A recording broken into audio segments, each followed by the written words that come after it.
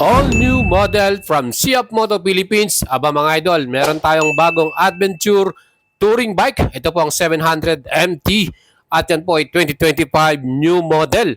Dalawang color ang available, Nebula Black at Nebula White color. Aba mga idol, ang astig nito talagang loaded din sa features. Ito po, kung kayo po ay pamilyar sa 450 MT, yung specs nun nilagay nila dito. Dahil yung po ay off-road ready, ito naman ay touring adventure bike. So yan po yung kanilang difference. TFT display na rin ito, may USB charger as usual para sa mga Siap Moto model. All LED ang lightings ito. So mas maganda yan, mas improve ang visibility natin at bagong makina 693cc inline at 2-cylinder. Off-road capable din yung tires niya at naka-rim and spoke na rin na aluminum. Mga idol, ano pang hinihintay nyo? Bagong model, ang forma, ang astig at syempre loaded. What's up mga idol? Good day sa inyo. Meron tayong good news dahil may bago na naman pong new model ang Siap Moto Philippines. Kalalapag lang, mainit-init pa. Wow. New adventure touring bike mga idol. Ito po ang 700 MT. Ayan, ang guwapo. Yes! Kung gusto niyo po ng adventure bike, pang touring, pang long distance, gusto niyo na may kasama kayo, ang inyong OVR or passenger, pwedeng-pwede ito. Ito po ang kagandahan sa kanya. Pagdating sa comfort, siguradong maasahan mo. Plus, ito yung ating pinaka-seat. Meron pa siyang heated seat mga idol. Ang ganda. Nandito yan, i-start mo rito. Plus, meron din isang switch dito sa pinaka-handlebar natin. At ang kagandahan sa ating bike na to, on and off pa ang anyang ABS. So, pwede nating switchable ABS itong model na to mga idol. So, ito po ang latest model with color Nebula White and Nebula Black. Pwede kayo pumili sa kanilang color version. And ang kagandahan, presyo. Ang kanyang suggested retail price, 388,800. O, diba? Sobrang affordable nun. So, again, available na to. 700 MT, 694cc ang kanyang pinaka-displacement at talagang malakas ang power dito. Hindi ka mabibitin mga idol. So, perfect sa mga naghahanap dyan ng ganitong klaseng bike. Well, ano pang hinihintay nyo mga idols? Available yan dito sa Siap Moto Philippines, Motostrada, Caloocan, 11th Avenue. Pwede nyo ring i-apply ng financing via YL. So, meron tayong collaboration with YL Financing. Tutulungan natin kayo at i-assist natin kayo makapag-apply niyan ng financing sa kanila. Kung gusto nyo malaman ng quote niyan, mag-send message lang kayo sa ating Facebook page, Boyet Salabaria, and we will assist you mga idol. O, diba? Napakaganda nito. Black or white. Pwede na kayo pumili mga idols. Available na to. Tara, tingnan naman natin ang kanyang specs and features at i-walk around natin para sa inyo. Alright. And before that, syempre, sukatin muna natin ang seat height ng bagong 700 MT model Adventure. Ang kanyang standard na sukat ay 800 mm. At pwede rin po kayong may option na pataasin yan, 840 mm. Depende na rin sa height ninyo. Ako kasi 5'6 ako eh. Saktong-sakto po sa atin ang height natin dito. 800 mm, almost lapat din tayo sa floor. So, hindi tayo mahihirapang i-rides to mga idol. And sana nga masubukan ko tong model na to dahil gustong-gusto ko siya mga idol. Ito talaga yung gusto kong big bike eh. Hopefully ito yung maging first bike natin. Ang ating 450 MT may presyo na 328,900. Yan po ay off-road ready na. At syempre, meron din tayong 800 MT Explore yung Adventure na may presyo naman na 616,900 pesos. Ito naman loaded to, mas premium. Marami siyang mga features gaya ng cruise control at naka-cornering ABS na rin yan, kaya loaded. Next naman itong 800 MTX, off-road ready rin na meron mga SRP 676,900. Kaya marami po tayong mga pagpipiliang adventure bike pagdating sa Siap Moto Philippines. And syempre itong ating bagong model na nilabas nila, 700 MT. Meron tayong option in a beginner bike, 693cc, 2-cylinder, 8 valves, double overhead camshaft, 6-speed manual transmission at equipped ng sleeper clutch. Max power nito 68 HP at max torque 60 Nm. Bore by stroke naman 83 mm by 64 mm at ang compression ratio nito ay 11.6 by 1. And for the beginner or experienced rider, I think enough na rin tong kanyang performance para sa atin mga idol. At ang kanyang namang top speed can reach 190 km per hour. And nag-complement na rin yung mga nilagay nilang parts dito, gaya nitong engine plate bush, pang protection sa ating engine. Meron na rin siyang mud guards. Yung mga footrest natin, meron na rin mga rubber, para anti-stress. And mga idols, yung kanyang pinaka-exhaust muffler, yan din po ay naka-upsweep, ano? Ang ganda niyang tignan, talagang malaki. At sigurado ako maganda yung exhaust sound natin dito. Moving on, siyempre maganda rin talaga ang kanyang pinaka-frame at matibay yan. Plus, branded din ang ating pinaka-suspension, KYB brand 43mm inverted forks yan mga idols with travel na 150mm. Yun nga lang, hindi siya adjustable katulad ng sa 450MT at sa 800MT Adventure.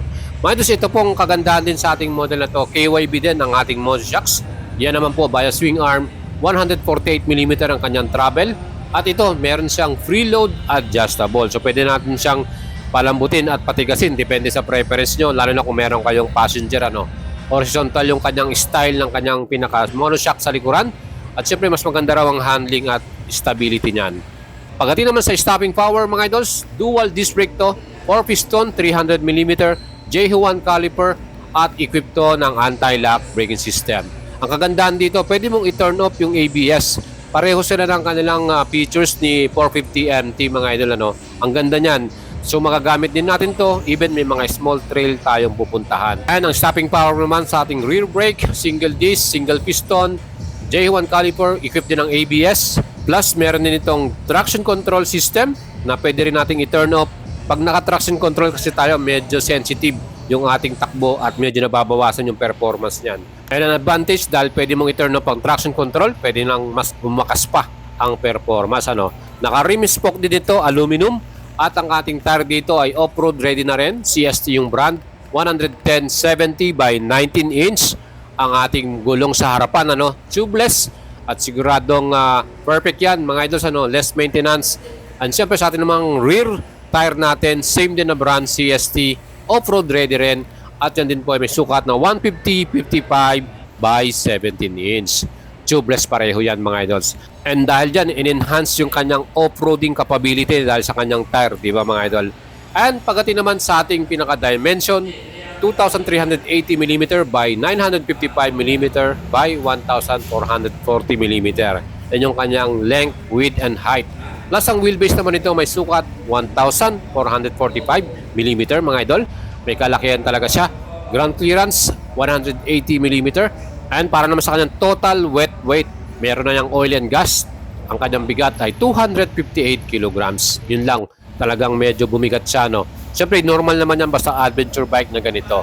Ang upuan natin dito talagang makapal, malambot yung kanyang pinaka-cushion at talagang komportable ka kahit long rides pa ang destination mo dyan. And itong model na to, perfecto sa mga merong laging kasama pa nag-rides, especially sa mga merong OPR o passenger lagi, no? Advantage pa, yung kanyang pinakaupuan ay heated pa yan mga idols. Pwede mong i-turn on yan at siyempre lalo na kung extreme yung condition ng weather, muulan, malakas, makakatulong sa ating mga rider yan at passenger. O di ba mga idols, solid di ba? Well, para naman sa ating pinakatangke, ang laki din po nito. At ang gas tank na capacity niyan ay 20 liters. Ganun karami ang may kakarga natin dito. Perfect for long range na destination natin or rides na, no, di ba? Plus, siyempre, fuel consumption can average 22 to 24 km per liter. Depende na rin sa inyong mga driver yan. At siyempre, kung medyo walwal ka, mahilig ka bumomba at mahilig kang umarangkada, it can give you lowest fuel consumption, ano. Siyempre, mababawasan talaga. Yung susian natin, meron din siyang security features, ano. At siyempre, anti-theft na rin yan. Plus, ang ating pinaka-handlebar, talagang upright ng position, relax. May handguard protection na rin tayo. Pag matalsik na bato, yan, protection natin. And the best thing, adjustable yung lever. Pwede mong palambutin yan, patigasin. At yung heated grips natin or yung grip natin, handle, ang ganda, malambot din. So meron tayong switch dyan. Pwede mong i-on yung ating heated grips. At yung mga switches and button, napaka-easy rin din siyang gamitin, ano. Parang very functional siya. Plus, yung ating ABS, nandito yung kanyang switch. Pwede mong i-turn off yan. Same ng 450MT. Kaya nga itong model na to, almost the same ng 450MT, pero ito nga po ay pang touring style. Yung 450 naman is for extreme off-roading na. Yan po yung kanilang pagkakaiba.